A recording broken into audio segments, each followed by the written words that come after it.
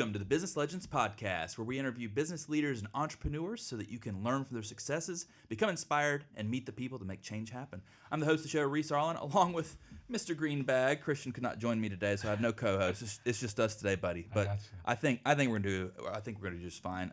Today I am accompanied by my good friend James Harden, aka Ricky Singh. Listen, he was the first James Harden. Don't trust James Harden's beard. He had his first. Trust the beard. Trust the beard. Trust the OG beard here, man. And you're still you're not salt and pepper at all. It's still all black always. So. I would embrace the salt and pepper. I got these little. I could talk about this for another 30 minutes, but I'm getting these two patches right here. I'm kind of self-conscious about. I got to get them fixed. Can't see it. Anyway, thank you. We're gonna get started. So, Mr. Ricky, you have your hand in everything, and the more I talk to you, the more I feel like I learn about what you got going on. But one of your primary focuses is your I want you to describe it, but My Brother's Keeper. So why don't you tell our listeners what that is, and I want to talk to you about it a little bit. Yeah. So in July, I became executive director of My Brother's Keeper, Charlotte-Mecklenburg, and we are a backbone agency, a nonprofit that helps to support other organizations doing direct service for families in Charlotte and boys and young men of color between the ages of 12 and 22. Okay. So where exactly what you think a backbone is. We kind of help to understand where the needs are, where the gaps are, and then kind of be able to kind of use our expertise to help fill them. We have an interesting vantage point to connect dots for people. So I do find like a lot of our work is connecting folks, but also helping to streamline things for nonprofits doing similar work. And, we were talking earlier, like nonprofits having similar needs and finding ways to work smarter, not harder. So that's been the bulk of July. So we just wrapped up, first quarter for a nonprofit, July 1st, October 1st. And then I'm transitioning. And for our listeners, nonprofits have very weird fiscal calendars because your calendar starts it's July to June. So while we're in second, you guys are in fourth. Right. Yeah. I was like a Q. Yeah. Anyway, sorry.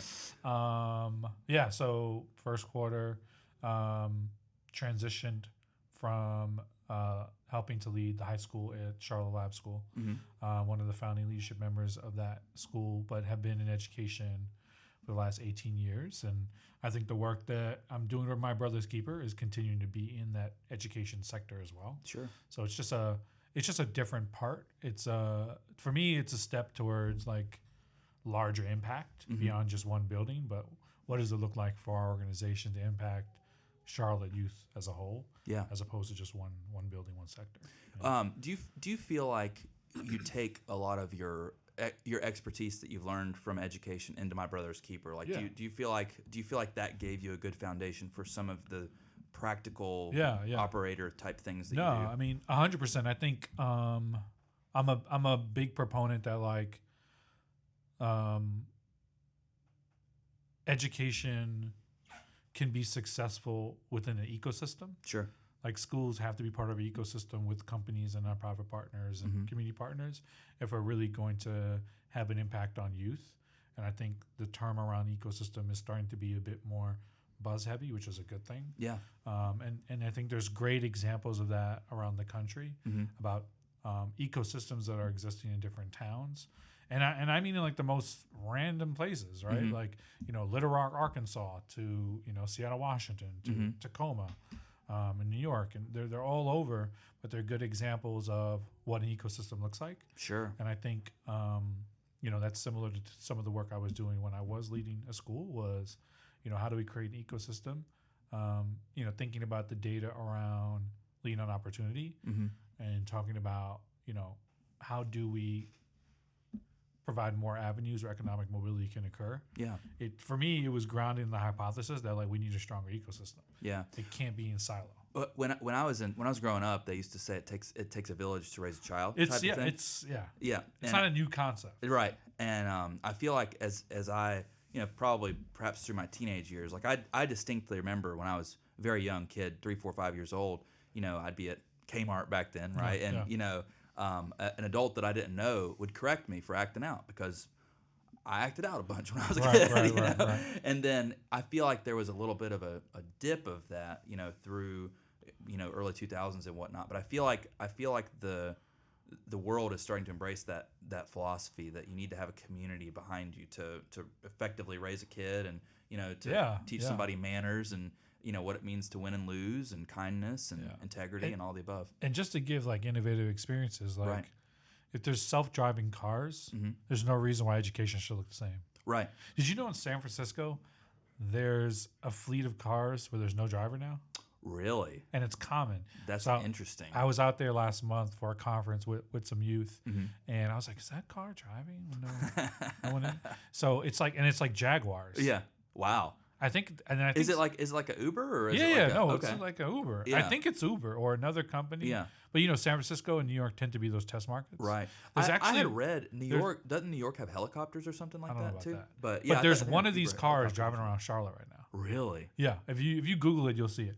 And I think it's because it's mapping the area. Right.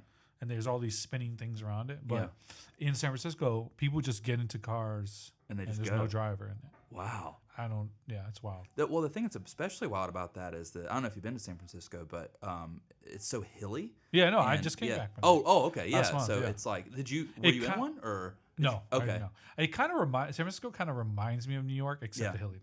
Yeah, it's The real estate, the like food stuff. Yeah. What I'm saying is like, I think all these other industries have improved. Sure. Technology has. Yeah. But like you still go into some buildings or schools and classrooms and you still see the same thing. Yeah. So, you think about if you take a business end, right? Like if you're using the same business strategy as 30 years ago, Right. like there'd be a bigger problem. Yeah. So I think that speaks to where we're at with education is like we need more folks to join in the fight for like what if and why. Yeah. Why do we do it that way? And what if we did it this way?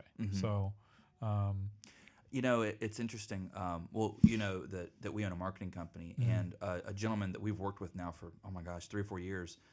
He actually has a graduate degree in marketing, and for his company, he focuses on IT services, and he'll be the first to tell you that the stuff that he learned when he was in graduate school is completely irrelevant now because he did it 30 years 100%. ago, 100%. and when he was going through school, there wasn't social media and internet marketing and all that type of stuff. So I think that there's an argument to be made that some of the concepts may remain equal, and you can talk about things like limited time offers and the fear of missing out and certain marketing concepts, but it's like how far does a concept teach you versus application? Yeah, the application is continuing to shift, and I think when we think about schools and organizations, it's like the right ones are the ones that are not preparing them for the jobs of today, but the careers that don't exist. Yeah, that is like forward thinking. Yeah, progress and I think the right schools and organizations that are doing that are actually just focusing on what are the skills that will translate. And there's a great organization called America Succeeds, who issued a report a couple years ago. And some people call it soft skills. They've coined the phrase durable skills because it's actually like very concrete. Right, yeah. And that's sort of, what I kind of continue to leverage at My Brother's Keeper and with other nonprofits is like, okay, we shouldn't be playing the guessing game of what career might exist, but we also know that collaboration will always be important. For sure. So there's this whole durable skills, top 12 durable skills or something like that. And to me, I think that's, if folks are focusing on those skills, then we're going to prepare them as opposed to trying to like think about what could exist. Yeah. I remember when we first started this show 3 years ago, it's 2020 and we started in 2019, 4 years ago, but we were talking about, we saw on the horizon, you can listen back to some of our initial episodes. Don't do it, by the way. Those were nowhere near as good quality or production as they are now. But, we were talking about something that we saw around the corner was work from home. And so this is, now again, it doesn't sound like that's a grand thing now, but this is before COVID. It existed before. It did. But we saw as a marketing company, everything we do is from our fingertips. It's from our computer. And so if I focus and I'm on my computer, I can work effectively anywhere in the world. You know. Yeah. But we saw the foreshadowing come, and then of course COVID hit, and it kind of advanced people into that, no matter what type of thing. But it's just an example of the world moves quick, and you can't be in catcher. You have to kind of think forward and think about what's coming next. Type of thing. Yeah, and sometimes there's not much coming next. Yeah, and like that's then you have to make the next. Yeah, thing. that's part of the challenge too. Is like like you and I were talking about like. When we look at our portfolio partners as an organization, marketing tends to be the need, a high need. Yeah. And it speaks to the growing need to tell your story, right? That's one of the things that we talk about a lot, right? There's a saying, right? Like if you don't tell your story, somebody else will. Right, yeah. That's not what you want typically. Yeah, exactly. Right. But it's been exciting to see a variety of nonprofits continuing to do that or start to tell their story and take ownership of what they're wanting to do, what the impact they're having on our city. And many of those organizations are having youth be a part of their organization. Yeah. And serving it and providing internships. So it's an exciting time in our city for just new things that are occurring. Yeah. You said something that I kind of want to shed a little bit of light on, which I'm a firm believer in. I remember growing up and I'd be 10 years old and my parents would take me to go volunteer at Samaritan's Purse, for instance. Yeah. And it's like, nowadays I feel like people might think, oh, child labor or something, but it was more of a philanthropic endeavor, which still carries through. I'll be doing Samaritan's Purse again this year. So it's one of those things that I wish more people kind of thought about it like that. And then you fast forward, I'm in college. And then one of our requirements in my fraternity was that you had to do volunteer community service hours. Yeah. And people of course made their jokes like, oh, it's probably because they're get them out of trouble or whatever. But it's just a fundamental thing that when you embrace it, I mean, you can look at it like you give so much, but you also get so much just because of the experience. I mean, it goes back to the ecosystem, right? Like an ecosystem. The arrows aren't pointing one way. It's like back and forth, right? So like, what are you doing to aid in the development of it? That's probably one of the first questions I ask people. Like usually I'm like, oh, what do you do? And I'm like, oh, well, and then my next one is like, oh, well, how do you connect with Charlotte youth? Yeah. And sometimes the answer is no way. Right. Which is a good answer. Right. Because then it allows conversation to happen around like, oh, well, then like, let's talk about that. Maybe there's ways to do that. Right. So, I want to talk to you a little bit about passion particularly. So you're from New York and then you moved to Charlotte. When? About 13 years ago, 13 years ago. Okay. Yeah. And well, first off, why Charlotte? What was it about Charlotte that made you plug into our market? Well, I had family that moved to like Moncks Corner, South Carolina. Okay, all right. I was gonna say it's probably not the best place in the world, but no, I mean it's a town, right? Yeah. So I ended up at that point. I think I was like an administrator in New York in a school. Mm-hmm. And you always knew you wanted to do education, and it kind of called to you, or no? Okay, yeah, no. And for those that's one of the things we talk to kids about is like life isn't a straight line. Right. I rarely meet someone that like is doing what they wanted to do. 1 out of 100. 1 out of 100 people, I feel like as a very career. Rarely. Yeah. And most of them I feel are artists. I think. Yeah, that's a good point. Yeah. I would say that, or tradesmen. Right. Yeah. Mm-hmm.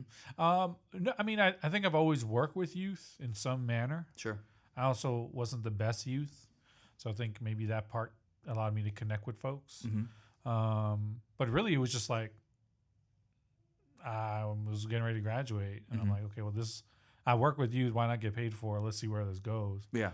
And then fast forward 18 years later, right? So it's so amazing. I feel like there's one thing that I've learned about doing this show is that no matter where people get to, some people have an epitomous moment where they're like, this is something I have to do, and then they just go full blast into that direction type of thing.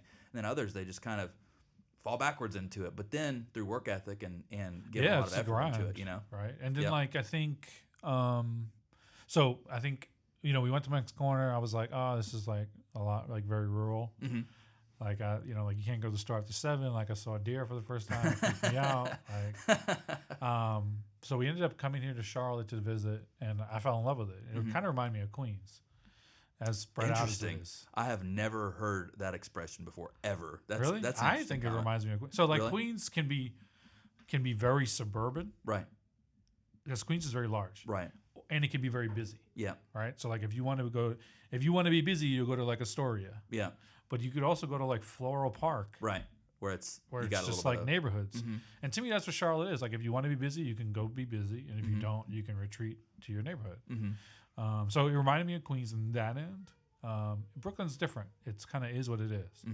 There's no retreating. Yeah, it's same thing as the city. Like never sleeps. You can't move around. So,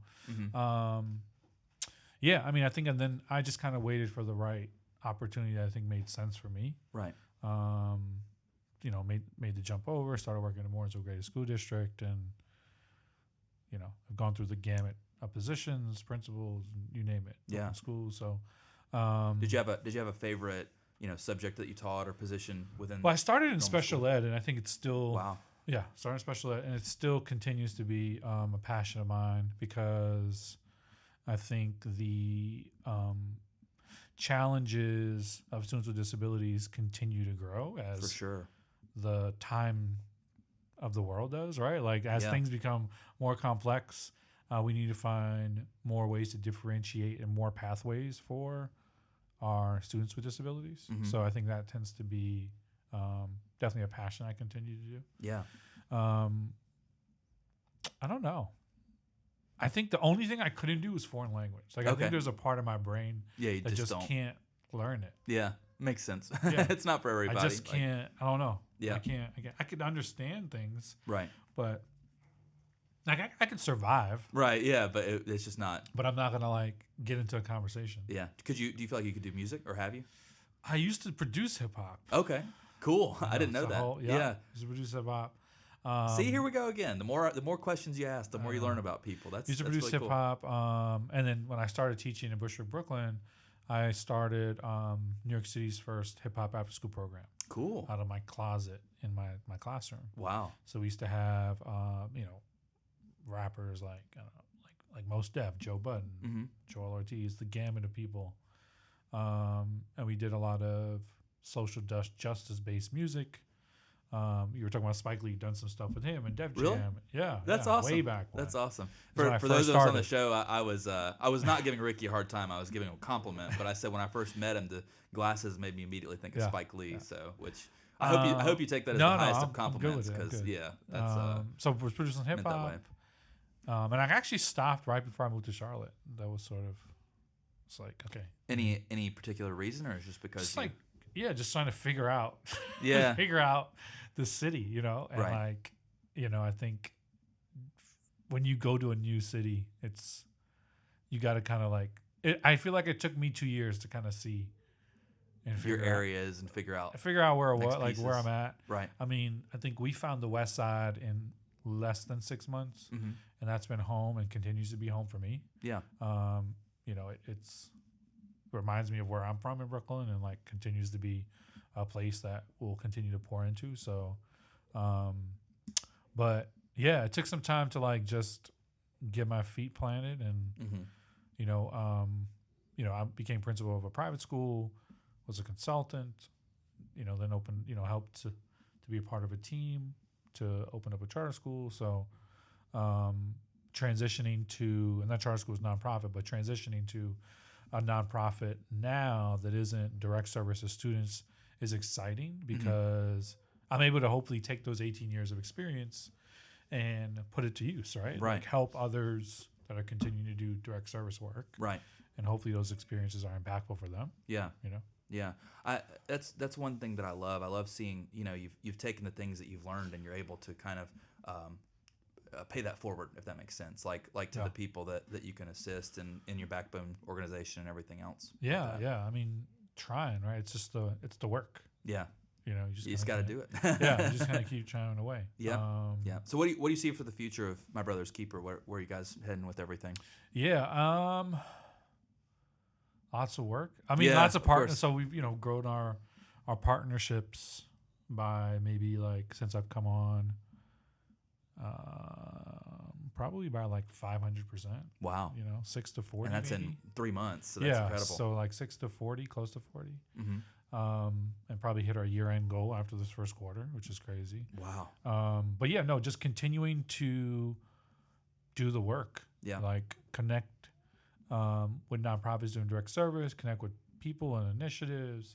And I think the bigger purpose for us is like continuing to support families and Charlotte youth. Mm-hmm. But then again, we kind of zero in even more so around boys and young men of color between 12 and 22. Mm-hmm. And how do we provide more on-ramp experiences for them? Right. You know, I have 4 boys, so it tends to be a close thing to the heart. Yeah, you know, no kidding. when I think about how do we provide more experiences for them. Yeah, yeah. It's definitely something the world needs. That's for sure.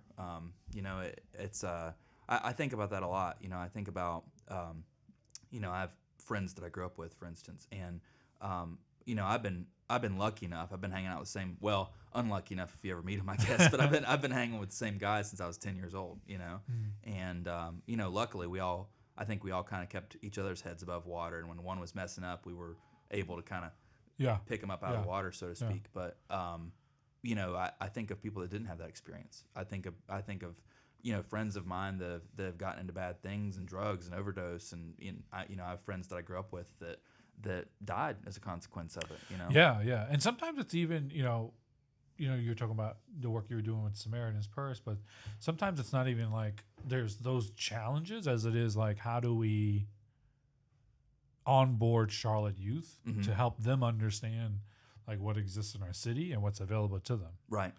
Like I just think that's not an easy task. No, either. it's not. Like I think it's, you know, even if you just even look at the food sector. Yep. Right. Like I probably learn a new restaurant every 2 days from Instagram. Oh, easy. Easily. Right. Easily. Like, easily. I need to try that. Yeah. So like you think about opportunities for youth, it's not as like streamlined. Right.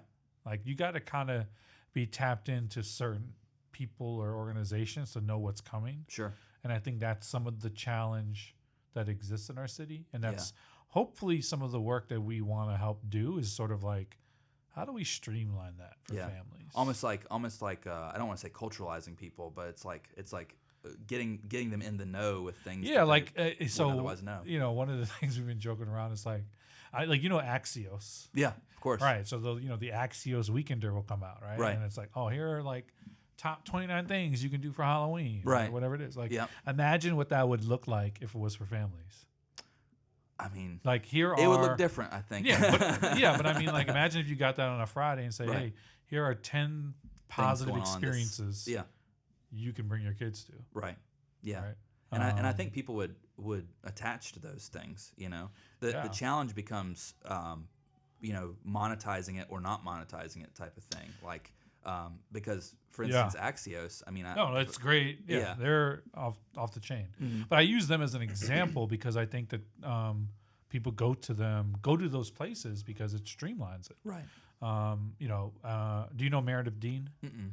So Meredith Dean, you should definitely have in your show. But she runs the Dean's List. She does some marketing and branding and really career coaching. Okay. But she also does something similar in the sense of like just hopefully, you know, trying to streamline things for the month. Okay. You know, here's like 30 things happening in the city. Right.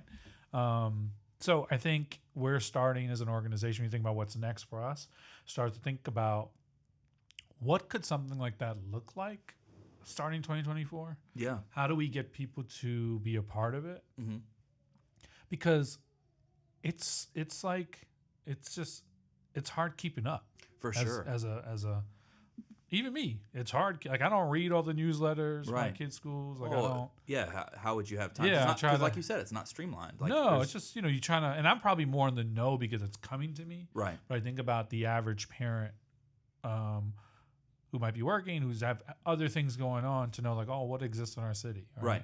In terms of positive experiences, not so much resources. So I think we're still trying to like flesh that out a little bit. Do you think that there's room for, you know, because for me, I'm a big believer in athletics, right? Yeah. So I think that, I mean, even as an adult, you know, I play on a pickleball league and like I've done kickball leagues and just fun stuff like that. But, you know, do you see in the future that you guys might get involved with some sorts of programs and things that allow, you know, our youth between those ages to kind of get involved with and sports? Not just sports, but just things. Yeah. Just things like stuff, actually coming up this weekend, Friday, Saturday, and Sunday, we're partnering with Cyber Athletics So Cyberletics is sort of like I would say it's like an athletic company. Okay. And they're doing like some middle school clinics, basketball clinics. Oh, cool. So what we're doing is we're helping to provide some youth wellness workshops coming up this weekend. Yeah. So while they're like doing the drills and doing scrimmaging, they're also learning about better ways, preventative measures as they start to make tough decisions about what to put in their body. Wow. Right. That is like, so less around, and I'm trying to not use substance abuse because it's not abuse. Right. It's just awareness of what you put in your body. Yeah, like and don't drink 6 energy drinks. Right. That can like stress that. from energy drinks to vaping. Like there's a gamut. But the more you understand like how important your body is and how it works, you can be more informed with those decisions. So like we're doing a workshop on that. A friend of mine, I think, is doing one on licensing deals and NILs and all that kind of stuff. Wow, that's cool. So it's like a whole experience. We're continuing to kind of diversify ways in which we connect with Charlotte youth, and that's just like one way coming up. Yeah, that's really cool. Yeah, tomorrow we're partnering with the YMCA Stratford and LaMelo Ball's 101 Academy. Yeah, to put on a little like basketball clinic for the young babies of like 5-6 year olds. So, just continuing to find ways to connect folks together. Yeah. That's streamlined. That's so cool. I've had this. I'm going to share with you my long time idea. But do you know who Jamie Oliver is? He's a like a famous British chef type thing. Anyway, he has this TED talk. I'll send it to you after the show. But he talks about our youth and something as simple as like milk that they drink from the carton type of thing. And nowadays, milk, in the 1950s, was just milk, And nowadays, that same carton, the small carton, has like 10 grams of added sugar. So he does this big thing in this TED Talk, and he talks about how, okay, per day, that's this much. Per week, that's this much, and it's like a whole bag. Per year, he brings out a wheelbarrow and turns it over, and he's like, that's how much extra sugar that your kids are getting just because it's added to it. It doesn't need to be added to it. Milk has sugar in it type of thing. Yeah. But he goes on to talk about particularly the way that schools, you have lunch and the way that schools feed the children and things like that and what types of food services they provide and how they don't provide forks and knives typically. And so sporks. Yeah, well, yeah, but it's like, but if you don't have cutlery, what type of food do you end up eating? You end up eating things like French fries and hamburgers and pizza and things that you pick up, finger foods, which is mostly not fried. good for you. That's a good point. I wish that there was more food education for our youth in all walks of life. Yeah. I didn't know what a protein was until I was 14 years old. There's do you know Manolo Betancourt? You got to bring him too, man. I'm telling you, I got your whole list. We'll talk about it at lunch. Yeah, that'll be good. Manolo Betancourt runs Manolo's Bakery. Okay. But beyond that, he's a humanitarian, a community leader. But he works with a lot of preschools and daycares to create their menu. Okay. And he does a lot of things, to your point, around health. Yeah. Starting early. Right. 3 years old. What are you putting in your body? Yeah. He uses fresh ingredients. So he's someone in our city that's starting to do some of that work too. That's cool. Yeah. That's cool. I would love to meet that person because he's amazing. Yeah. I'll get fired up if I talk about too much, but no, he's like incredible. Yeah. Big within the Latinx community, but has been honored by the city and county, the state. Wow. Yeah. That's incredible. It's crazy. Yeah. That's something else. Well, we're almost out of time here, Mr. James Harden, aka aka Ricky Singh. But what comes next for you? I mean, you have your hand in all these different varieties. So I'll ask in more of a forecasting way. Is My Brother's Keeper like your primary focus right now? Is that what you got?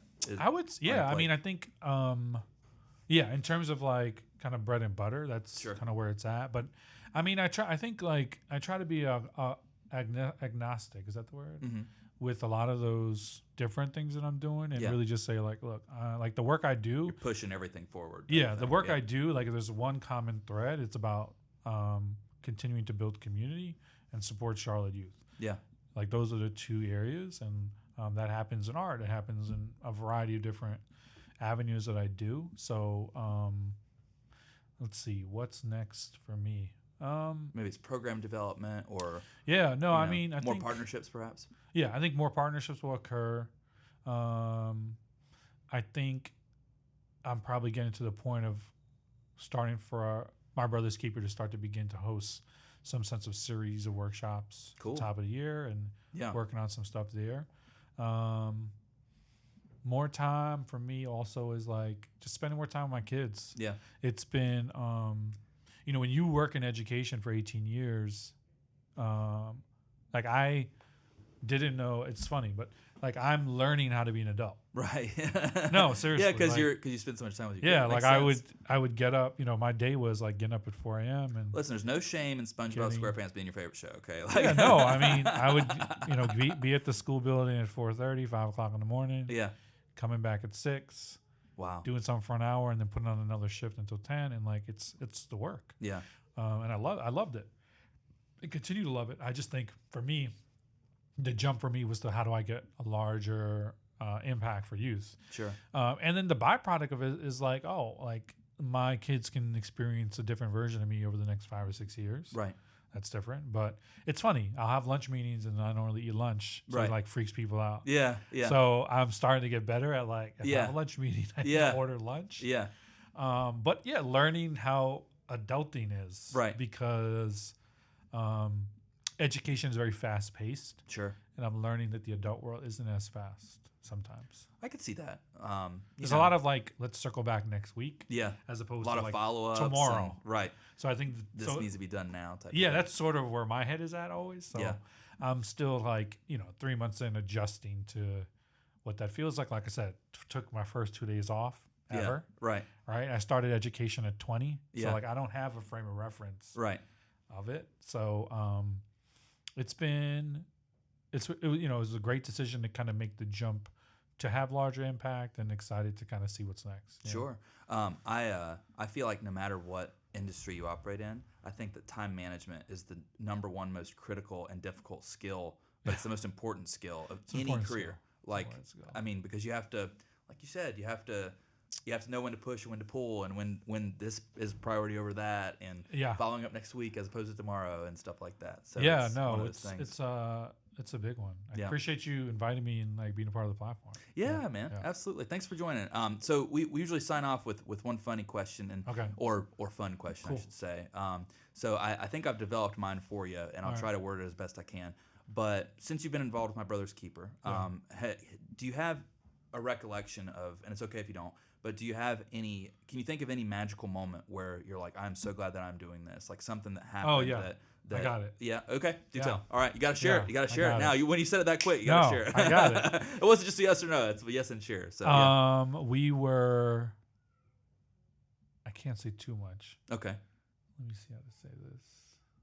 Well, this one I can say. All right. So we have a partnership with the YMCA. They have a level up program that they're reframing towards school pop-ups. They used to bring kids to the Y in the evenings. Now they're going out to schools, which is amazing. Yeah. And I had a moment, we launched a couple weeks ago with them, and I'm just like sitting in the back of the classroom. There's a guest speaker, and there's kids, and I'm seeing them. And the topic was around mental health. Right? Okay. So it's like a fairly big topic. Yeah.